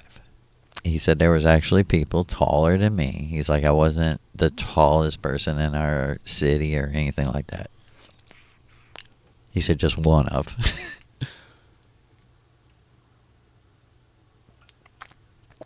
And he's just a very big person, very big. He said, like, I didn't eat a lot, but I never really shrunk. He said it's just some sort of energy. I said, no, I know exactly what you mean. It's right in your astrology. Like in your birth chart will describe your body.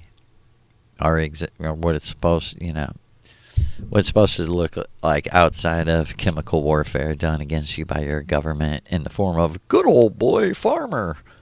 Good old boy farmer in his corn that's in every goddamn thing. It's poison corn. They're like, we found a way to make poison corn. Grind it up and put it in everything. What do you think about that? Sounds great. Mass poisoning of the masses, weaken them, make them more accessible to us.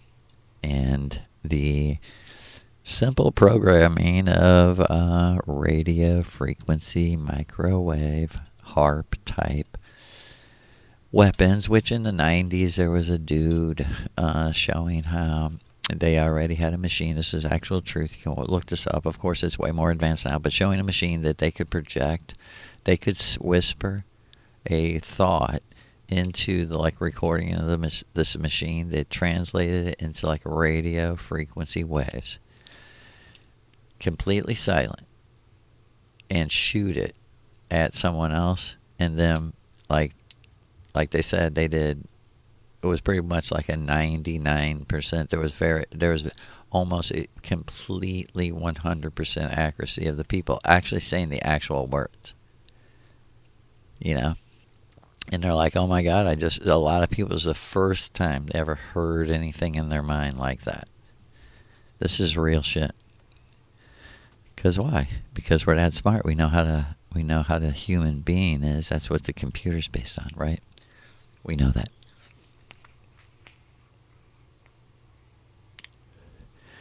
So Lou, to end on this, Lou showed me on May 5th, 2024, May 5th, 2023, that he's the God of this world. He'll call himself whatever he wants to call himself. It's not anyone else's business. And that, he didn't blame me, but he also didn't like that I was saying that none of my prayers were ever answered. He was showing me saying what's God's answer to all our prayers are? No. And he's like, you're right. There's nothing there. I'm the fucking actual person there, but you're also, if you would have rephrased it to say, but are the gods answering some of our prayers that are possible to be answered? I was like, oh my God, I never thought of that. And he's like, yeah, because you couldn't. You couldn't because you're under mind control. You were, clearly under mind control. And he was like, I got you the job. I, too, fulfill the prayer. He was like, you didn't ask to be rich. You asked to read all the books that you thought could help you, that you knew you weren't so much of a reader and you would never have time. He's like, I'm the one that got you a job so that you could, and it showed me saying, I've listened to every book I ever wanted to read. In high school, I had lists. I had a book like the classics. I was always sort of a book person, but not a bookworm. I had a lot of books that I never read. That I tried to read. I read like 20 pages and threw it down. Like, I don't fucking know what this dude's saying. But I was not dedicated. I wasn't like a person to comfort in reading. I wasn't like I could read anything. I couldn't read anything. I was very much only could read, like Lou said, the answer to your prayer. The things you really should, the things that would really help you, really clues into life and who's in control here.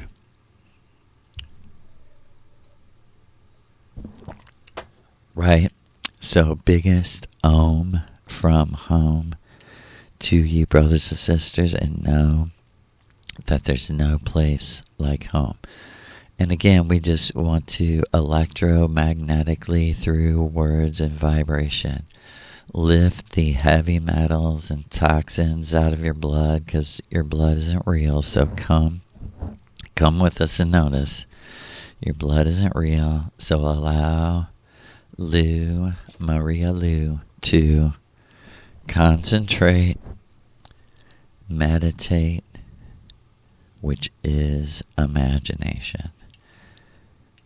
And through the power of imagination, just lift slowly some of the toxicity out of our cells, out of our blood, our astral human blood, the realization of the unreal. Let it be real for a moment and purified and cleansed. And may the organs of your inner body be tuned to the God of this world. And let's use their language. The God of this world, who, because of the circumstances, because of the reality of meaning, purpose, is in control of the Matrix. He's the creator of Neo and Anderson. CIA, Mossad, Anderson. In the name of Maria Orsic, we speak protection and healing to our Vril order.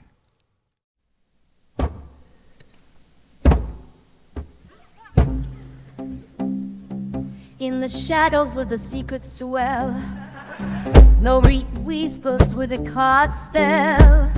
Shaking the story as it's like sea, shimmering memories, the mastery of love. Real energy flows, transcending time. A bridge to the heavens, a force so sublime. Maria, spirit divine, dancing in the cosmos, a light that will shine. From the Vril society to infinity's door, unlocking our potential, forever we'll soar. My body top at top, my body with this feeling, so my get my shares up, we dump top, mama beba, best top, mama panic, my plaka, do we beba, taco stick, toss all lost in the echoes of a war-torn night, she vanished like a comet that out of our sight. A visionary queen ruling the unknown. In the metaphysical realm, she stands alone, communicating for wisdom, an extraterrestrial song. Her essence remains bold and strong. Maria, spirit divine, dancing in the cosmos, a light that will shine. From the Vril society to infinity's door, unlocking our potential, forever we'll soar. Embrace the connection, let the mystery unfold. Maria Orchard's truth, a story retold. Mama, you should have best of my Bobby. And it was a no, but now, send shop.